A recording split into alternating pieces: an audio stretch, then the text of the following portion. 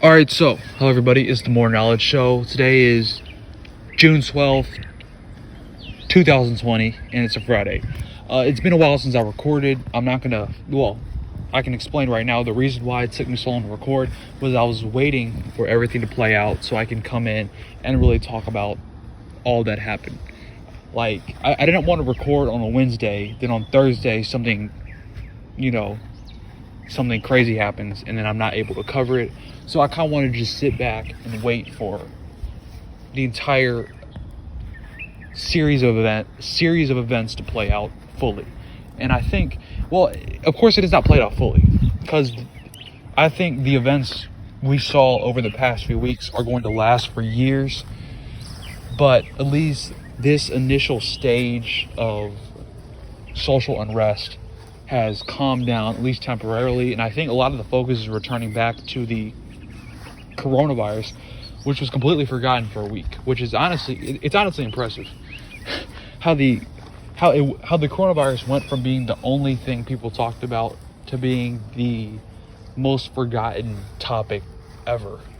But I guess, in the current era that we live in the year that we live in, with all of the combinations of events and dynamics taking place, at any moment there could be a rapid change. Like in January, the headline was the unemployment rate is at a record low. The economy's so well, the stock market's hitting all-time highs. A month later, it was the unemployment rate is going to be the highest ever. The stock market's crashing. Then a month later, it was, well, the economy's still bad, but the stock market is now almost at all-time highs. And then, we somehow went from the coronavirus is extremely bad to, maybe the coronavirus is not so bad, even though there's really no indication of that. It's just, there's no, if you watch the mainstream news, you're not going to get a clear picture of everything that's going on. But to give you guys a clear picture, just, I guess you could think of it like this. We're experiencing one of the worst pandemics in American history. We're experiencing one of the worst economies ever in American history. And that's also another thing. Over the past few years, our president has always been saying how, it was the best economy in American history. And now, arguably, we're in one of the worst economies in American history. So that's another change that happened pretty much overnight. It was not a slow process. It was overnight. Everything changed. And like I've said in past videos, when you have change that happens so quick, people react impulsively, they make bad decisions, and then that could, inevitably make the whole situation worse. All right, when people react fast to rapid change that happens too quick for people to even think about what's going on. And I think that's what happened with the coronavirus and the economy. But now we are also experiencing a third thing, which is probably the worst, most widespread social unrest in modern American history. I mean, I can't really think of a time when in every single major city in America, every single major city, the authorities, the police, the local governments were powerless. Okay, completely powerless. They had no ability to enforce their laws. All right, they lost control. And I don't know if I've ever seen another. If you can point to another point in modern history where there is this much loss of faith in the government. And just like anything in the government, it's all built on faith. It's all built on confidence. The moment we lose confidence, the moment we lose faith, everything falls apart. And that's what happened. Now, it does seem like, we've seen some of these politicians, they're passing these laws to try to please the protesters and make it appear like some change is happening. But in reality, what the protesters were protesting for, it's going to take a lot more dramatic action to really please what the riots were about. Now, I guess we can start off by talking about the riots. So, were the riots? I think the riots were kind of misrepresented because the majority of the riots were completely not connected with the protests. I've seen plenty of videos on the internet where protesters were actually trying to stop the rioters from rioting, and the people rioting were they're like in separate groups. Okay, so I think the only city where the rioters and the protesters were kind of in the same camp was in Minneapolis, and that's where the police station was burned down. I think that's the one instance where we saw the riots and the protest were like the same. But in most cases, it started out as a peaceful protest. The police came in, they acted violent, they kind of stirred things up, and then after that, a lot of rioters came in to take advantage of the fact that the police caused a bunch of chaos. So what happened was the police made things more chaotic. All right, that's the common denominator in this entire event. The police, the law enforcement made everything more chaotic, and that's actually just proving the protesters' point. The system is not doing a good enough job when, it's supposed to be when the police comes into a situation, they make it better. But the problem here was that the protests were peaceful. So if you have peaceful protests and then you come in pretty much in a very aggressive fashion, you're almost like standing in opposition to what the protesters are trying to protest for. If the protesters are protesting equality, and then you come in with all these weapons, all right, you're kind of implying that we do not want equality and we're going to fight you. And of course, when that happens, you're going to have violence, all right? You cannot expect that type of interaction to end peacefully. And it was kind of like I said earlier, all right? When something happens really fast, when widespread protests happen overnight, the government does not know how to react, so they react impulsively.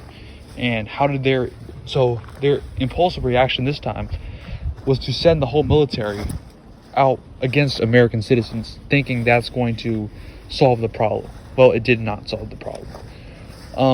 Really what they should have done was they should have let the protest happen, all right? Let people express how they feel about the situation, which is understandable. I think anyone should feel the same way about the protests, and then come in and immediately talk about what specific things you're going to do to create change. All right, but when you come in, if your immediate reaction is not to answer the protesters' calls, but to shut down the protest, that is the recipe for anarchy, and that's exactly what happened. So it really just made things worse. I think that's kind of the moral of this whole story with the with all the protests and the rioting. But another thing I will say is that now people are not scared anymore. People know that if they need to, they can tear down this current system, pretty much. This current establishment of law and order is not as strong as we thought. All right. So at any moment, people are aware that the government is vulnerable. In the largest cities, it is possible to completely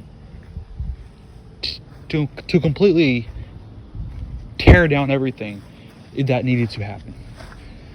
And a lot of times,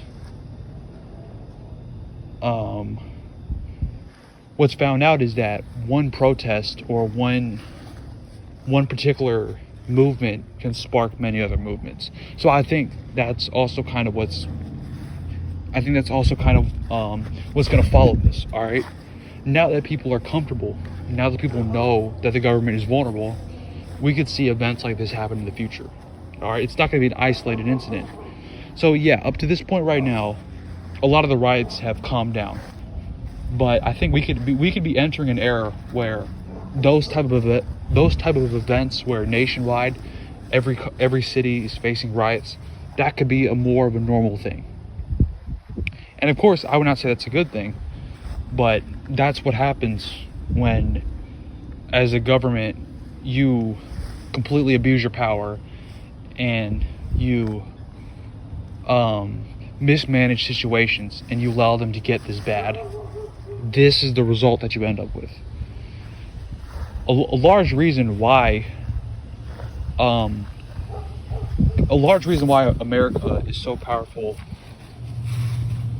in the world is that we're supposed to have strong institutions. That's what a lot of people say. That's kind of the widespread belief about America. You know, if you go to America, if you start a business in America, you're going to be protected, right? Because America, they're all about law and order. They're going to keep things in line. Like, you're not going to worry about, complete corruption everywhere. That's actually what separates a lot of countries. If you're a country and people feel that you're more stable, more people are going to invest in your country, and then overall, you're going to have a more productive economy. That's a large reason why, people use the American dollar, because America's supposed to be stable. But that could change now. Overall, I've been talking about how America is slowly losing their power. They're slowly losing their influence in the world overall, and now they're losing a lot of their influence at home because, people are getting fed up. Other countries are getting fed up at us. America's own people are getting fed up at America. So all of those things are only going to hurt each other. Because if you think about it, if America is trying to pursue, some type of advance on another country that America believes is a threat, but America's unable to get their own people behind that, you're going to fail. So I think what we're seeing is an unraveling of the America that existed in the past, and what's going to replace it, what's going to be rebuilt in place of this slowly crumbling society can either be extremely good or extremely bad. And to that, I'm not sure which one that all of us are going to witness. Okay, so whenever you have something like this happen where it's like a widespread breakdown in social order, it could either result in one of two outcomes, okay? So either the government, it oversees everything that's going on and it says it's time to make change, okay? Because all of this, it's not going to work. You can't have where, a whole bunch of people are just tearing down cities. It's time to make change. All right, it's time to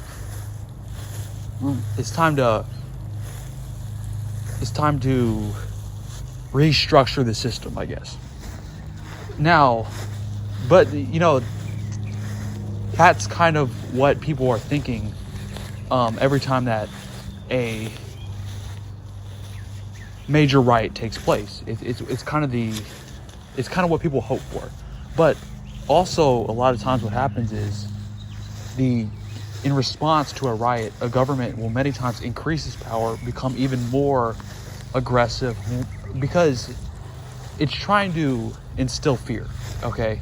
If people are scared, if people will simply just be compliant with any treatment that they're facing. All right.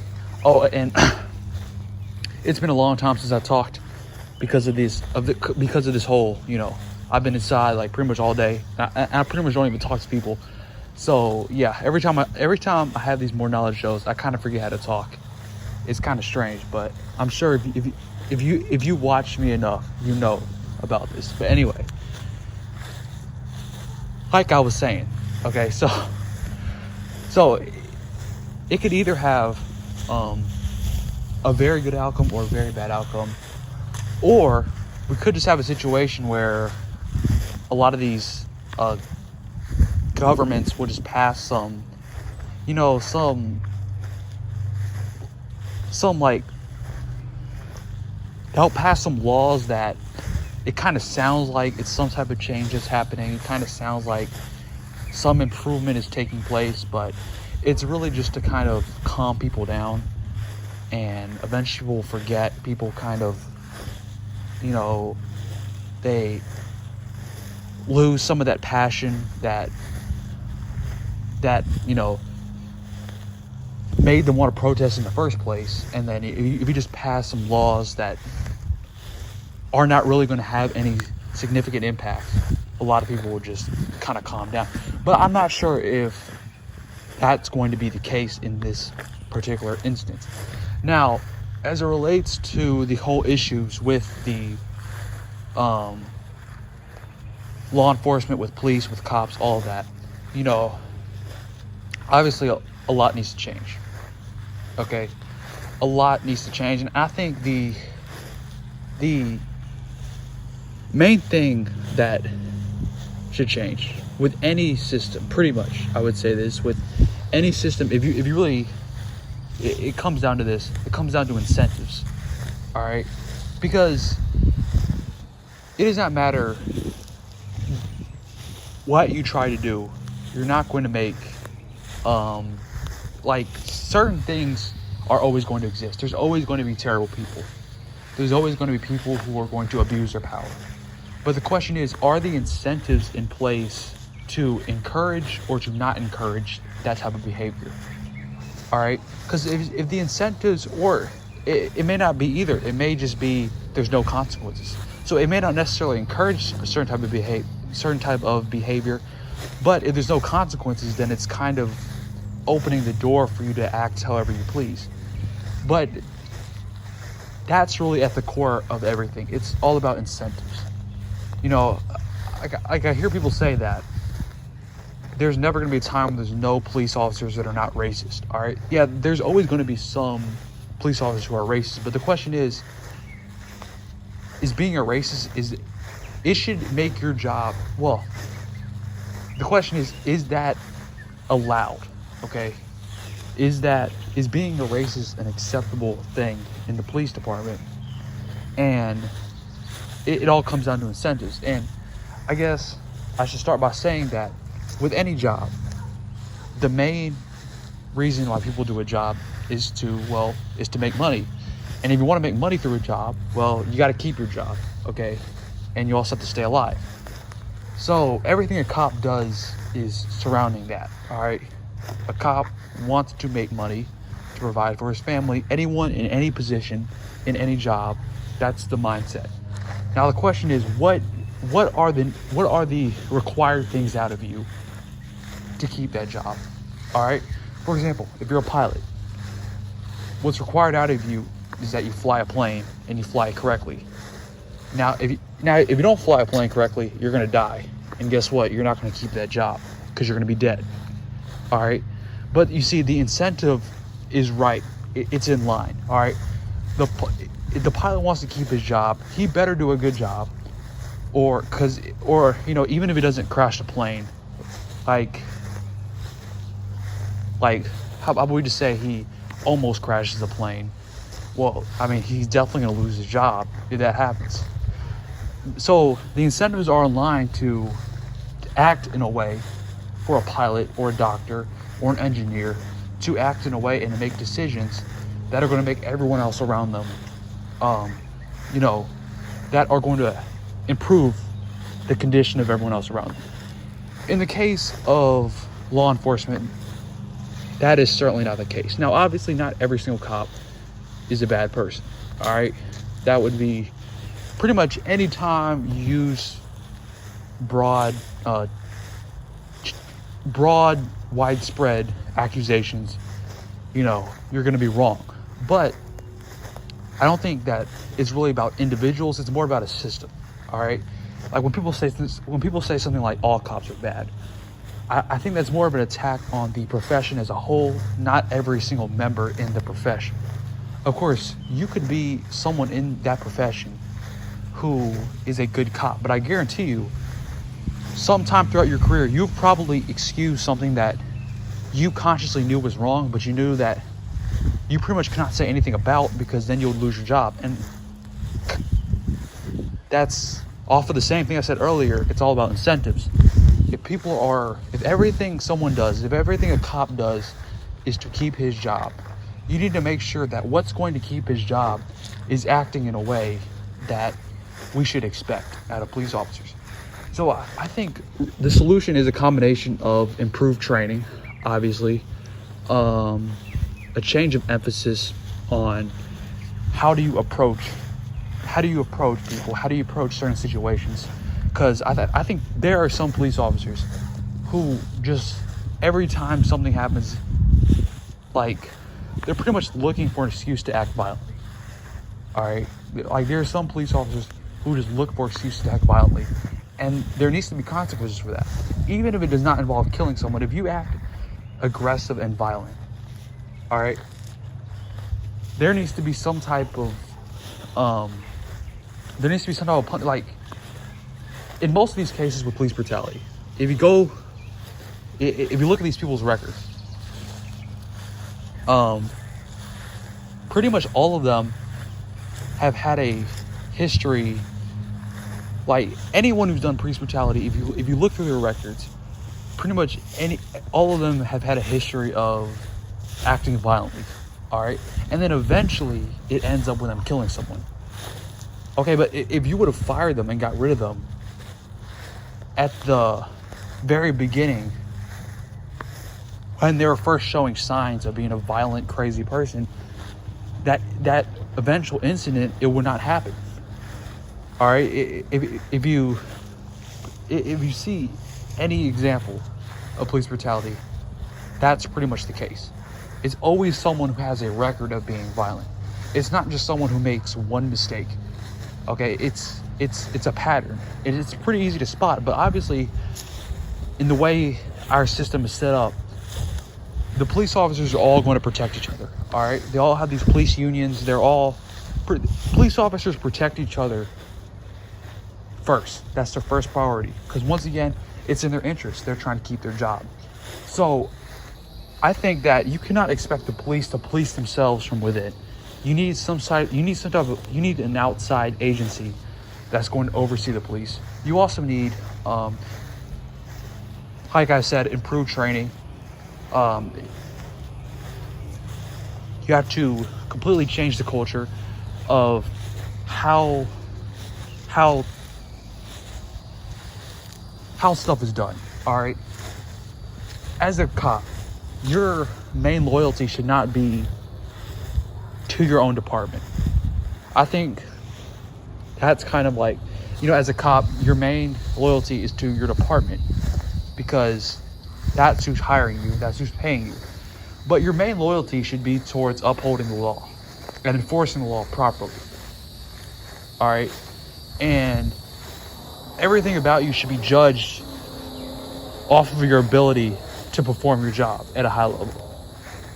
I think for most jobs that is the case, but obviously for law enforcement that is not the case. Okay, and it's completely urgent that you get aggressive with this, because if people do not trust law enforcers, people enforcing law, people who are supposed to protect the law, people are not going to trust the law. That's how it works. All right, if people think that people enforcing the law are unfair, they're going to completely forget about the law. All right, that's what happened with all these riots. Okay, people lost faith, they lost confidence, and that's always going to be the expected result. You cannot really blame the rioters. Okay, because obviously it's not a good thing to go into someone's small business and tear it down. But some things about humans you just have to expect. All right, if you give people if you give people a reason to riot, if people feel that something is terribly wrong, they're going to respond. You can't just expect to keep on hitting people, knocking people down, and expect them not to respond. That's going to happen. All right, so if you don't want these riots to take place, you need to be serious about making change. And with that comes making changes in law enforcement. That's probably the most important place to make change, obviously, because once again, without laws, without any type of fair way of enforcing the law, pretty much our entire country would completely tear apart. It would, and it's not just for us living in America. Compared to other nations globally, we will lose our standing. But I'm not sure how much the government is actually going to be able to realize this. And I think that it's a very good chance that what we could end up seeing is we're going to see a lot of police departments, a lot of cities, they're going to supposedly abolish the police. All right, which, a lot of times when people say abolish the police, I think people kind of get the wrong idea with that. That does not mean get rid of law enforcement. That really just means get rid of the current system and replace it with something new. But I think that, there's a lot of inside influence, okay? There's a lot of corruption. And what's going to happen is these police departments, they're going to supposedly be abolished, but it's really just going to be rebranding. They may change the name. They may change the uniforms. They may... I don't know. They're going to try to make themselves appear friendlier, but not much is actually going to change. The same power dynamics are still going to exist.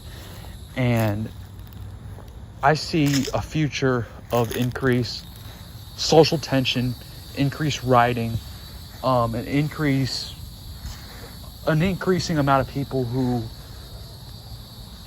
are not going to comply with the law because people feel that what's protecting the law is bad. So what's the point, right? And it's kind of dangerous.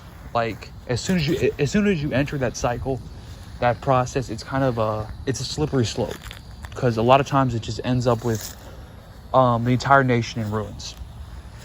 And once again, I think that's kind of where we're heading. I've been predicting that for a long time. I've been predicting a collapse, and I guess my prediction is somewhat coming true.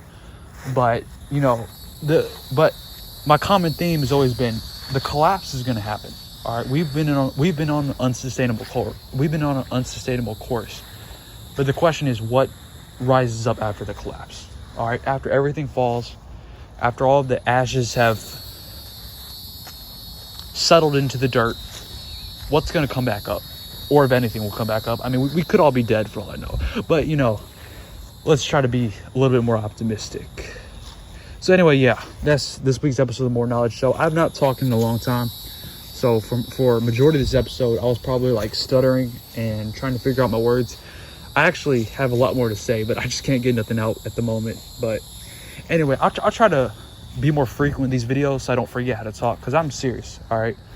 Like, I've not been talking, okay? I mean, I've talked to like the people in my house, but like having like actual conversations, I'm pretty much not. Like, when school comes back around, I'm probably not even know what to say, okay? Because I've lost my socializing ability, and yeah, so it's kind of tough talking right now. But everyone has their own struggles, I guess. Anyway, I'll see y'all next week, hopefully.